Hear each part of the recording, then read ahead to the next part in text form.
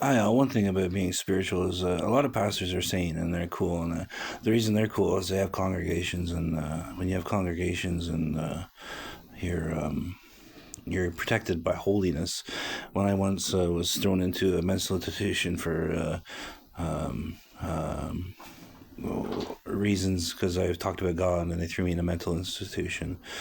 I walked up to a guy and I felt his aura bounced me back like this full armor, and I went back. He's a big guy, and I wasn't hurt. Like I was just talking to him, but his aura bounced me like he was getting uncomfortable with what I was saying, and he pushed me aside. And he was a strong Christian, and he had this aura and this armor on him that he spiritually bounced me back. And the reason I've been suffering so much spiritually is because I've been in the wilderness, and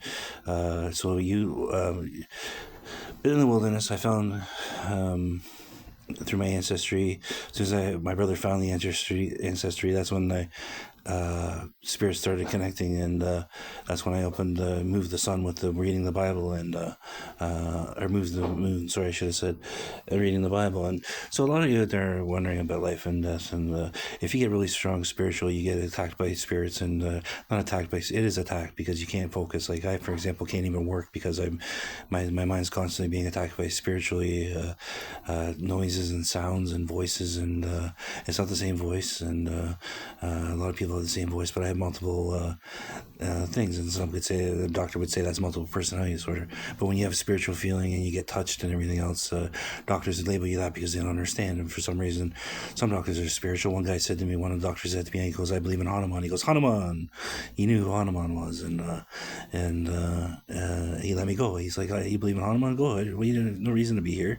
You're very calm and sane." And I said, "Yeah, I can't work though. I can't concentrate on things. I can't function because all the spiritual, it's like getting punched when you get spiritual. Like I had a job at a grocery store, and my wife and I were having arguments, and I said I need the day off, and they fired me, and I tried to get other employment, and then I went to a doctor, and he's like, "You're schizophrenic, and I'll get you on a plan to help you from the government." And ever since that, they helped me, and I God bless the government of Canada for doing it. It's called the religious freedom, and at least I'm a preacher, and I try to preach for the good, and some days I have bad days, but for the most part I have good days, and I'm trying to preach a holy message that you're all entitled to your kingdom of heaven, and those that don't want to work on spiritual things, just let your advisors do it, like myself and other people.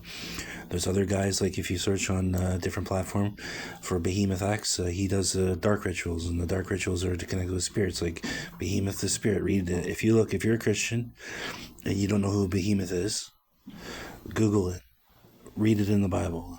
Now, the spirits aren't in the Bible. They've been adapted. A lot of spirits were kept out of the Bible. But Jesus Christ in the wilderness definitely fought with Satan, and Satan's in the Bible, right? And Satan has his own legions. Now, Satan doesn't deal with his legions independently out of their own mind. He negotiates with them all. Satan's the king in a sense that he's has his reign, but he has his own power. And like, for example, if Satan goes to Belial, who's extremely powerful, Belial's an extremely powerful being. He's not a demon at all. He's an angel, and he's a god, and he's very powerful. I went through a phase where Belial was talking to me, and it was between Yahweh, my grandfather, and Belial. I was laying on my bed, and they didn't want me laying there. They want me to work. And Belial's pulling me, and all I feel is just something. It's called, I forget what it's called. It was such a strong aura, and Belial's pulling me through the valley, and Yahweh's bringing me back, and he's showing me the Tower of Babel, and Yahweh's like, my grandfather Yahweh's like, "What am I going to do? Sit there for?" And Belial's pulling me, and and then all of a sudden my spirit and my wife, because I touched her head, used to touch her head a lot, and the Rev Sarah is my wife, and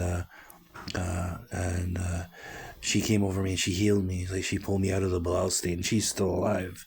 And I often see my daughter Eleanor, who I'm not with currently, but I see visions of her. She helped me too. I was once in a car too, and I was being pulled, and so strong the pull was, and I went to a native reserve. I walked, because I did one thing I do is I smoke cigarettes. You see the stains here, right?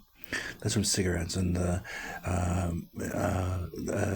connects with the essence of the native culture. And cigarettes, if you research cigarettes, they're highly spiritual. They have a spiritual source because they come from the earth, right? And I want to quit sometimes, but other times I don't care. I'm single, I'm alone, and I'm in my ways. Sure, cigarettes. I don't recommend smoking cigarettes because cigarettes you can't breathe as good, but you can breathe fine. Like I can still run and stuff, so it's not affecting me too much. But I don't really recommend cigarettes. They're overpriced. You can get them from natives here in Canada. So the Native Reserves, least government of Canada, God bless you, allows the natives to sell because they get a good steady income. And there's a website I purchased from. If you can just search Native Cigarettes Canada, and it'll come up. I'm not going to promote it on this platform because I don't think TikTok allows it, but or the other platform I'm posting on YouTube. I've said both your names because I'm going on both platforms. So that's my last video. Like this, I just posted a video on Al and it suddenly disappeared. So if there's someone watching it that's the Antichrist, then that's fine. You're part of the world government, and you've been sentenced anyway. So what doesn't scare me though is that you're not listening, and things happen, and the Antichrist spirit exists in the earth, and I don't know how you say if there's an Antichrist yet, but if there is one, I felt it a little bit, but not too much. But anyways, what was it going on about? I don't even remember. See, I'm getting, mental health and illness. So if you're suffering from an illness and mental health, and a lot of people are honest about it, and the doctors love me. I had to write reports, and they approved me instantly because I wrote a wrong report about what I was going through, my PTSD, and I have a feeling that every time I see a death or something, I feel the presence of what kind of happened. I don't see it, but I can feel it, and I cry for them, and I mourn for them, and I said this, like, I once said in the bathtub of the age of sorrows, and that's biblical, and it must have triggered something, and then